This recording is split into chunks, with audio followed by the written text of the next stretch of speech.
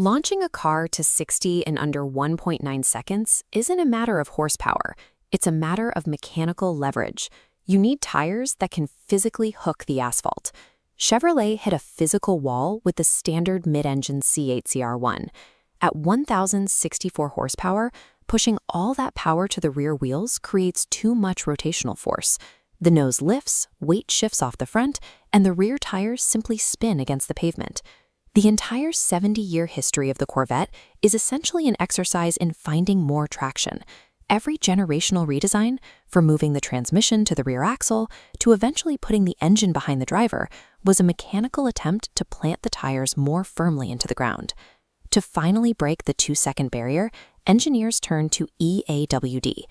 EAWD stands for Electrified All-Wheel Drive, a system that uses an independent electric motor to power the front wheels while the gas engine powers the rear. This is the 1,250 horsepower ZR1X.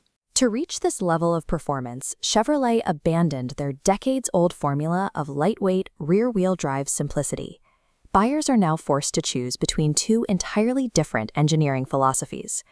The combustion half of the ZR1X is the LT7, a 5.5-liter twin-turbocharged flat-plane V8 pushing power exclusively to the rear wheels. A flat-plane V8 is an engine architecture where the crankshaft pins are spaced 180 degrees apart, allowing for faster exhaust scavenging and an extremely high 8,000 RPM redline. To solve the traction deficit at the front, engineers integrated a 1.9 kilowatt-hour battery pack into the central spine of the chassis, wired directly to a 186 horsepower electric motor mounted on the front axle. Because it has no physical drive shaft connecting it to the rear engine, this front motor delivers instant electric torque. It physically drags the car off the starting line while the V8 spools up to push from behind. But the electric assist has a strict mechanical limit. At exactly 160 miles per hour, the front motor automatically disconnects to prevent its internal components from spinning out of control. From there, the V8 takes over completely to reach the 233 mile/hour top speed. The ZR1X operates less like a traditional muscle car and more like a mathematically optimized launch vehicle, engineered with the singular goal of eliminating wheel spin. Adding high-voltage wiring, a battery, a front motor, and extra cooling hardware carries a severe cost. The ZR1X weighs an estimated 4,139 pounds, nearly 300 pounds heavier than the standard ZR1. Supercar purists generally reject extra mass, especially in the nose of a vehicle. Heavy front ends typically numb steering feedback and make the car sluggish to turn, resulting in a disconnected driving experience. To mask this weight, Chevrolet relies on PTM Pro. PTM Pro, or Performance Traction Management, is an advanced predictive software system that calculates traction limits in real time before the tires ever lose grip. The software uses a feature called front axle pre-control.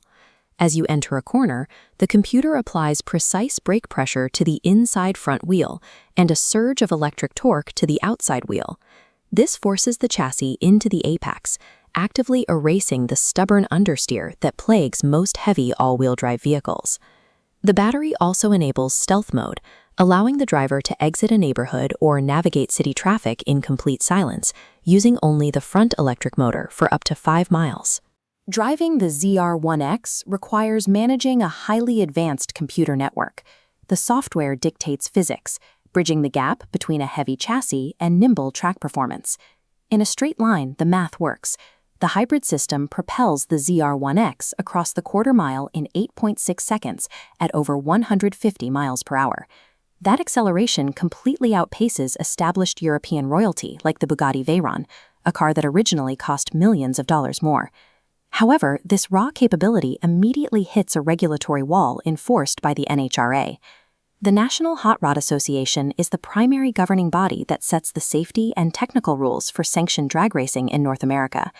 Under strict NHRA rules, any production car that completes a quarter mile in under 9.0 seconds or exceeds 150 miles per hour must install a specialized roll cage, a rear deployment parachute, and a professional racing license.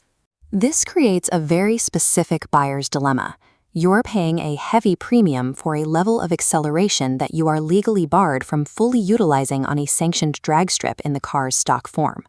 For over a decade, enthusiasts expected this ultimate 1,250 horsepower hybrid variant to carry a very specific nameplate, the Zora. Zora Arkus Duntov was the legendary Corvette chief engineer who spent his career fiercely advocating for a mid-engine layout to solve the car's inherent traction problems. Instead, Chevrolet chose the name ZR1X. They state this keeps the brand hierarchy intact, ensuring the standard 1,064 horsepower ZR1 isn't viewed as a lesser, minimized model. Combined with ultra-exclusive variants like the Quail Silver Edition, which requires a direct allocation call from Detroit, this naming convention clearly targets a demographic of status-focused hypercar collectors rather than traditional enthusiasts. The decision prioritizes corporate performance strategy over historical romance. The Corvette has officially transitioned from a blue-collar hero car into a white-collar status symbol. So if you hold a $210,000 allocation, you have a distinct choice to make.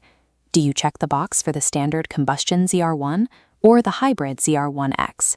This chart maps the exact trade-off required. On the vertical axis, we have analog feel and agility.